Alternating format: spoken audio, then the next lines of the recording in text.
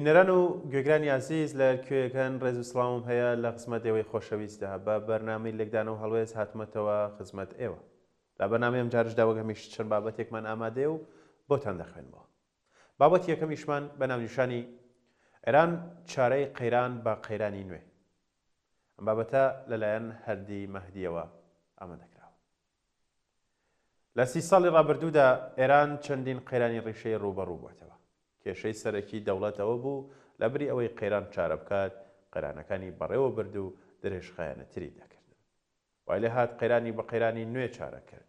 تەنانەت لە نێو کوڕانی شۆڕشدا دژبەری زیاتر پەرەیسن. بۆ نمونە کاتێک باری ئابووری و گوزەرانی خەڵک و ناڕەزایەتی خۆدی شۆڕشیەکانی چینی خوارەوەی کرد، شەپۆلێکی دەستخاڵی و هەژارانی وەلایی لە نێو حیزبوڵاهیەکاندا لەو پەڕی پۆپولیزمی خۆی دەرخست و با دروشمی دشی ئێشرافیەت و پۆزی خانەدانێتی و کاسپیکردن بە دینەوە لەلایەن سەرانی شۆڕشەوە بە پشتیوانی خودی ڕێبەرەکەیان دەرکەوت و هەرام شەپۆلە لە هەڵبژاردنیشدا بۆ دووخول مەحموود ئەحمەدی نەژادی کردە سەرۆکۆمار. بەڵام نە قەیرانی درزی نێوان خەڵک و چینی خوارە و سەرانی دەسەڵات و چینی خانەدانی دەوڵەتی کەم نەکردەوە، بەڵکو فراوانتری کرد و قەیرانی دیکەی لە سیاسەتی دەرەکی و دارایی و گوتاری دەوڵەتی ناوەقعی و زیاتر بەرزەفڕ و ئامانج گەراتر کرد. کاتێک باریابووری و گوزەرانی خەڵک خراپتر بوو و خۆپیشاندان دەکرا. ئەو بە وروژاندنی پرسی جیاخوازی کورد و بەلوچ و عەرەب تۆمەتباری دەکردن و لە مەشدا سەرکەوتوو بوو کە خەڵکی فارسی چاواشە دەکرد و لە تووڕێی خۆیان پاشگەز دەبوونەوە و لەبەر مانەوەی ئێرانێک کە لە بنەچەوە لەسەر بنەمای گوتارێکی سەپێنرا و نەک یەک ڕێزی یان نەک یەکگرتنێکی ئارەزوومەندانەی پێکهاتەکانی نێوگەی بنیازن لەرابێت. یان کاتێک لە نێو خۆیدا کەسانی وەکو موسەوی و خاتەمی و ڕەفسنجانی تێک هەڵدەچوونەوە ناڕازیان دەدەبڕی ئەو بە قەیرانی سیاسەتی دەرەکی خۆی چارەی دەکردن و بە فیتنە و فیتی ئیسرائیل و ئینگلیز و ئەمریکا لە قەڵەمی دەدەن.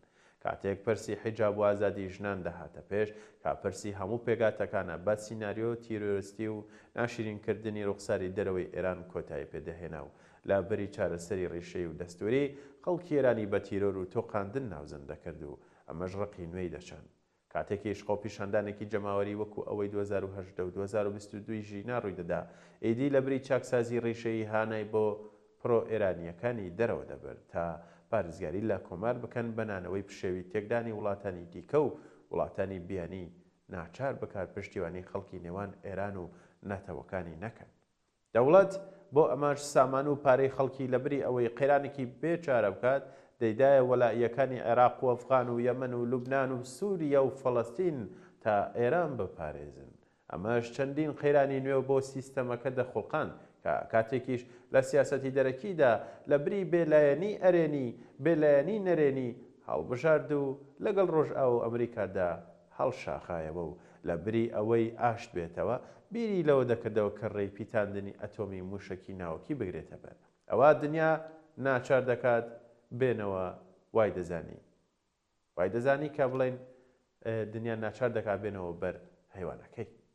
بەڵام بە پێچەوانەوە لە 2001ەوە ئەمەش بووە سەرباری قەیرانی تر و سیاسەت و پەیوەندیەکانی دەرەکی ئێرانی هێندەی تر پەراوێز قست. کاتێکیش لەبەر ئەتۆم گەماروێن قسە سەر بە پڕچەکردنی گروپەکانی وڵاتانی جیهانی سێ واتە ئیسلامیەکان پشێویونە ئەرامی دروست کرد و بۆ هاوکاری ئەوانەش موشکی دوور هاوێژی بەرهەمهێنا.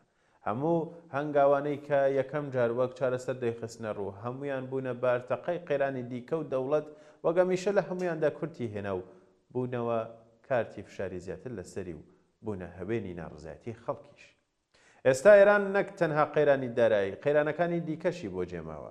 دیبلۆماسی و پەیوەندی بەخێوکردنی پرۆکانی لێچوونی سەربازی و تەکنەلۆجیای زیرەک دراوی وڵاتەکەی پەرسی ئەتۆم دەست هەڵگرتن لە موشک گەمارۆکان وازهێنان لە پرۆکانی کێشەی پەیوەندی سیاسی و ئابووری مەسلەی مافی مرۆڤ و بەشداری سیاسی و هەتاوەکوی تر.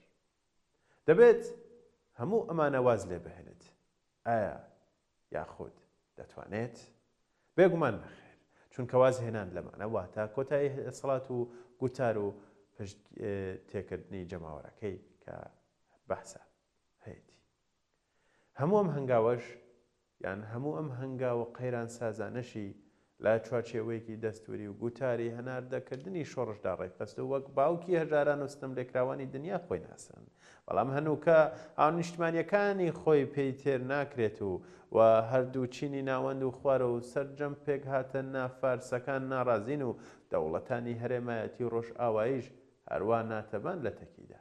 ئێستا پاشدەست خاڵێتی لە گوتاردا بەڵێن و دروشمەکانی لە خۆشگوزارانکردنەوە گۆڕیوە بۆ ئەوەی بڵێت گەر ئەم سیستەمە بڕوخێت ئەوە بە عێراقی بوون و بە سووریابوونی ئێران چارەنووسان دەبێت. لە کاتێکدا هەردوو وڵاتەکە خۆی بەو دۆخەی دابردن لە ڕێگەی وەکیلەکانیەوە. و ئێستا دۆخی ئێران وەک چیرۆکیە و کراسی لێ هاتووە کە یەکەم جار سوچێکی درا و خاوەنەکەی پارچەیەکی هەل لە کراسەکەی لێکردەوە و بۆ پینەی یەکەم و پارچەی سێهەمی بڕی بۆ پینەی دووەم و چوارەمی بۆ سێم و بەو شێوازە تا کراسەکە هەمووی پینە و پەڕۆ بوو و پارچەی ساقی پینەی نەما و لە کراسێتی خۆشی کەوت. ئێران چ بکەوێت و چ لاواز بێت، چه کوڕی پەهلەوی بەهێنێتەوە، چه کودەتا بە سوپا و سەرانی خۆی بکەن، ئیتر نابێتەوە بۆ دەوڵەتە مەرکەزیە و نۆرەی ئەوانی دیکەش دێت. ئەمە ستراتیژی و مانشێتی سەردەمێکی نوێی 100 ساڵی ئایندەیە. ڕۆژهەڵاتێکی نابین بە بێ دەوڵەتێکی مەرکەزی و یەک سوپای و گشتگیر نۆرەی پێکهاتەکانە گەر خۆیان بیانەوێت.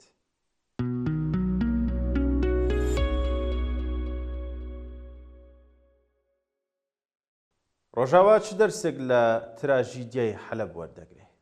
ئەم بابەتە لەلایەن ئاسە و کەمالەوە ئەمە دەکراوە.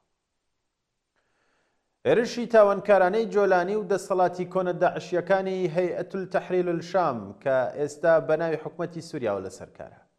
هێرشی ناڕاستەوخۆی خۆی دەوڵەتی تورکیایە کە ئەم هێرشەی حەلەب تەنیا یەکێک لە ئاکامەکانی مامەڵەی تورکیایە لەگەڵ ئەمریکا کە لەسەر سووریا کردوێتی. مامەڵەی ئەوەی کە تورکیا دەسەڵاتی ئیسلامیە سونەکانی سووریا لە ژێر چەتری سەربازی ئەمریکادا دەهێڵێتەوە. ئەگەر تورکیا ڕێگری لە بەردەمدا نەبێ بۆ بەرتەسەکردنەوەی سنووری دەسەڵاتی ئیداری ڕۆژ ئاوای کوردستان. هەسەدا هەرسوودێکی هەبوو بێ لە ڕابردوودا بۆ ئەمریکا، ئەوە ئێستا ئەم هاوسەنگیە گۆڕاوە و ئەولەویەت لای ئەمریکا حکوومەتەکەی جۆلانیە نەک لە هەسەدا. لەبەر ئەوەی جۆلانی دەتوانێت هێزە داعشیەکانی وەکو خۆی کۆنتڕۆڵ بکە و ئەمەش بۆ ئارامی هێزەکانی ئەمریکا لە سووریادا پێویستە. بۆ ئیسرائیلیش کۆنتڕۆڵی ڕۆژئاوای سووریا گرنگە نەک ڕۆژهەڵاتی سووریا. لە سای ئەم گۆڕانکاریانەی سووریا دوای ئەسەد ئیسرائیل و ئەمریکا زیاتر دەتوانن پرۆژە هاوبەشە ئابووری و ئەمنی و سەربازیەکانیان لەگەڵ سعودە و دەوڵەتانی عەرەبی و کەندا و بڵین نەخشەڕێژ بکەن. هەر بۆیە هەردوو لایەن هیچ ڕێگریەکیان نەکرد و لە کوشتارەکانی کۆنە داعشیەکانی جۆلانی لە حەلەب کە دژ بە گەڕەکە کوردەکان و هەسەدەکردیان. لە تەجروبەی شکستی حەلەبدا هەسەدە و خەڵکی ڕۆژاوا و کوردستانی سووریا دەبێت ئایندەی ئەم نەخشە و پیلانەی تورکیا و جۆلانی ببینن کە خوازیاری کۆنتڕۆڵی هەموو ڕۆژاوا و دەسەڵاتن لە کوردستانی سووریادا.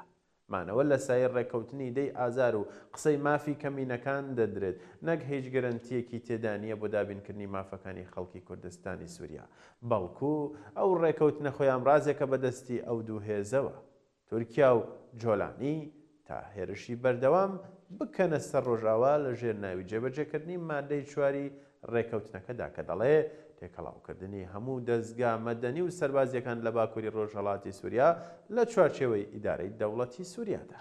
لەگەڵیشیدا خاڵە سنووریەکان و فڕۆکەخانە و کێڵگەکانی نەوت و غاز تورکیا ڕۆژاوای کوردستان وەک بەشێک لە پرۆژەی نەمانی تیرۆری خۆی سیر دەکات کە خوازیاری کۆتایی هێنان بە هەر هێزێکی چەکداری سەر بەپەکەکەیە لە ناوچەکەدا.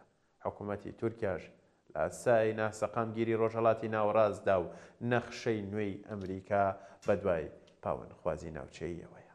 وەک هێزێکی ناوچەیی لە سووریا و کوردستانی عێراق و ناوچەکەش درێژە بە دەست درێژیە سەربازی و سیاسیەکانی دەدا و لێرەشەوە دەیەوێت ڕێگرین ناوخۆیەکانی تیرۆری سەربازی پەکەکە لە بەردەم خۆیدا لا ببرێ. هەر بۆیش بە پێچەوانەی بانگەشەی ڕێگە چارەی دیموکراسی ئۆجەلانەوە دەوڵەتی ئێستای تورکیا خەونی دیموکراسی نییە، بەڵکو خەونی ئیمپراتۆری ناوچەکەی کردۆتە ئامانجی و ئەم قۆناغەی جۆلانی و حکوومەتەکەی بە هەمان چەشنی هێزە شیعەکانی عێراق کە حەوشەی پشتەوەی ئێرانن ئەمانیش دادەستی تورکیان.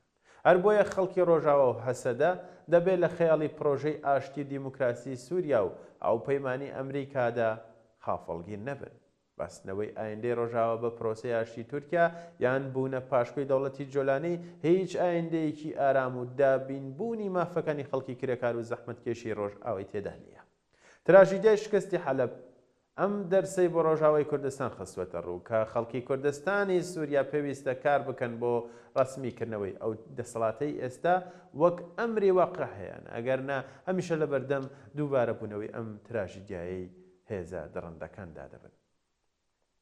خاڵی بەهێزی خەڵکی ڕۆژاوە لە بەرگری بە کۆمەڵەکەیاندایە ئەم هێزە کۆمەڵایەتیە دەبێن نەخشەیەکی سربەخۆی بۆ ئایندەی سیاسی ڕۆژئاوا هەبێت تا بتوانن پرۆژە و نەخشەکانی تورکیا و جۆلانی کە دەیان ناوە بۆ کۆنتترۆلی ڕۆژاوای کوردستان بەرپەش بدەنەوە. خەڵکی ڕۆژاوای کوردستان و بەرەنگاریان دژی ئەم نەخشە داگیرکاریانە و خەباتیان لە پێناو ئازادیدا جێگای پشتیوانی سەرجەم خەڵکی ئازادی خوازی کوردستان و ناوچەکە و جیهانە.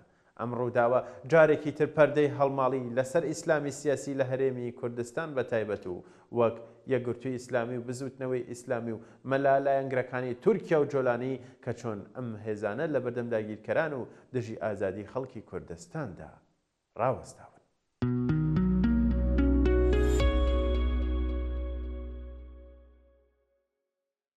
ئێران لە نێوان دوو بەرداشتە.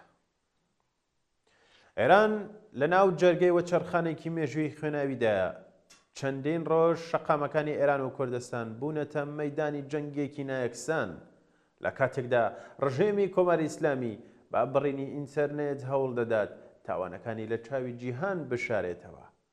ئەو هەواڵانی کە لەم لاو لەولا قسەی لەسەر دەکرێت دزە پێکراون بە جۆرێک باز لە کارەساتێکی مرۆیی بێوێنە دەکەن. ئامارەکانی گیان بەخت کردوان لە نێوان 12 بۆ 20,000 کەس دەخەمڵێنرێن. جا ئەو ڕێژەی ڕازبێت یاخود نا ئەوەی لێرەدا گرنگە ئەوەیە دیارە کە ڕێژەی گیان بەخت کردوان لەم ڕاپەڕینەدا لە بەرزترین ئاسی خۆیدایە لە چاو ڕاپەڕینەکانی پێشوو بە تایبەت ئەو ئامارانە ئاماری کەمتر لە هەفتەیەکە کە نیشانی ئەدات ترسی ڕژیم لە ڕووخانی یەک جاری خۆی وای کردووە توند و تیژانەتر لە هەموو جارێکی خۆی سەرکوب بکات و بێگومان ئاماری بریندار و گیان بەخت کردوان زیاترە لە ڕاپەڕینی 96 و 98 و شۆڕشی ژینا. ئەمەش نیشانەی ئەوەیە کە ڕژێم بەماناچی تر هیچ شەرعێتێکی سیاسی و ئەخلاقی بۆ نەماوەتەوە کە هەر نەشی بووە و هەمیشە تەنها بە زمانی کۆمەڵکوژی قسەی کردو دەیکات. لەم دۆخەشدا کە دەیبینن دەستێوەردانی سەربازی دەرەکی لە ئارادایە پێویستە بە لۆژیکی واقعی و شۆڕش گێرانە سەیری هاوکێشەکان بکەین. گەڕانەوەی ترەم بۆ سەرتەختی هەڕەشە و هەڵوەشاندنەوەی دانوستانەکان نابێت وەک ڕزگارکەر بۆ خەڵکیێران وێنا بکرێت. مێژوو سەلماندوێتی کە ئیمپریالیزم تەنها بەژەوەندیەکانی خۆی و گۆڕینی مۆرەکان دێتە مەیدان نەک بۆ دابینکردنی نان و کار و ئازادی بۆ کرێکاران و زەحمەتکێشانی کۆمەڵگا. دەبێت بزانین ماترسی دەستێوەردانی ئەمریکا لەودایەکە بیەوێت بەدیلێکی دەست کرد و بووکەڵە بەسەر شۆڕشی خەڵکدا بسەپێنێت و دەست کەوتە جەماوەریەکان بەلا ڕێدا ببات. لێرەدایە کە ئەرکی هێزە چەپ و سۆسیالیستەکان قورستر دەبێت. ئێمە پێویستمان بە ڕێگەیەکە ڕێگەیەک کە نەبڕوانێت لە بوژانەوەی فاشیزمی ناوخۆی و نەبێتە پاشکوین ئەجێندای دەوڵەتانی بیانی. پرسی چەکیش کە لە ناو جەماوەردا هەمیشە دەنگی داوەتەوە بۆ جۆرەیە چەک دوا بژاردەیە. بەڵام کاتێک ڕژێمێک بە تانک و دۆشکە دەچێتە ناو کۆڵانەکان و کۆمەڵکوژی دەکات بەرگری ڕەوا دەبێتە مافێکی مرۆیی و ئەخلاقی. کاتێک ئامارەکان دەگەنە 20,000 کوژرا و چەگەڵگرتن بۆ پاراستنی گیانی خەڵکو و گەڕەک و شار و گوند و شەقام ئەرکێکی هەم نەتەوەیی هەم ئینسانی و چینایەتیە. بەڵام لەسەر و هەموو ئەمانە ئەم چەکەی خەڵک دەبێت بۆ پاراستنی هۆکار و خودی ئەو شۆڕشە بێ کە بۆی دەستی پێکردووە. بە جۆرێکی دیکەش چەکی سەرەکی ئێمە ڕێکخستنی جەماوەر و کۆدەنگی گشتیە. چەک هەڵگرتن تەنها کاتێک مانای هەیە کە وەک قەڵغانێک بێت بۆ پاراستنی گەڕەکەکان و شوراکانی خەڵک. حیزبی پێشەنگیش دەبێت خەڵکی فێری بەرگری ڕێکخراو بکات نەک پەنابردن بۆ تونند و تیژی بێبەرنامە کە تەنها بیان و بداتە دەست ڕژێمێکی جەنایەتکاری ئیسلامی کە بۆ کۆمەڵکوژی دەنگی ناڕاستی هەموو چەکێک تاقی دەکاتەوە. لەم چرکە ساتەدا تەنها ڕێگەی ڕزگاری ئێمە لە یەکگرتووی نێوان ناوەند و پەراوێزدا دروشمینان کار ئازادی کە لە پاڵ ژن ژیان ئازادیدا دەنگی داوەتەوە نیشانی دەدات کە شۆڕشێکی چینایەتی و سیاسی خوڵارادایە ئەگەر بەتایبەت هێزە چەبەکان بتوانن بە خێرایی کومیتەکانی ڕێبەری شۆڕش لە ناو خۆدا دروست بکەن و کارتیای ئابووری بەتایبەت نەوت و گواستنەوەی فلیج بکەن تەمەنی ئەم ڕژیمە کۆتایی دێت و بێ ئەوەی پێویست بە میهرەبانی ترەمپ و موشەکەکانی ئەمریکا بکات.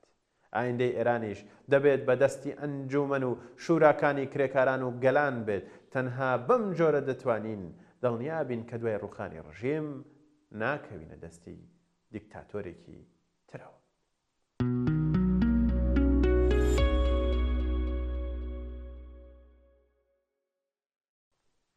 بەڵێ بینەران و گوێگرانی خۆشەویست ئەمەش بابەتەکانی ئەم جارەی بەرنامەی لێکدانەوە هەڵوێز بوو کە بۆ ئێوە مخندەوە تاوەکو ئامادەکردنی چەند بابەتێکی تر و خوێندنەوەی بۆ ئێوەی خۆشەویست کات و ساتێکی خۆش بۆ هەموو لایەکتان.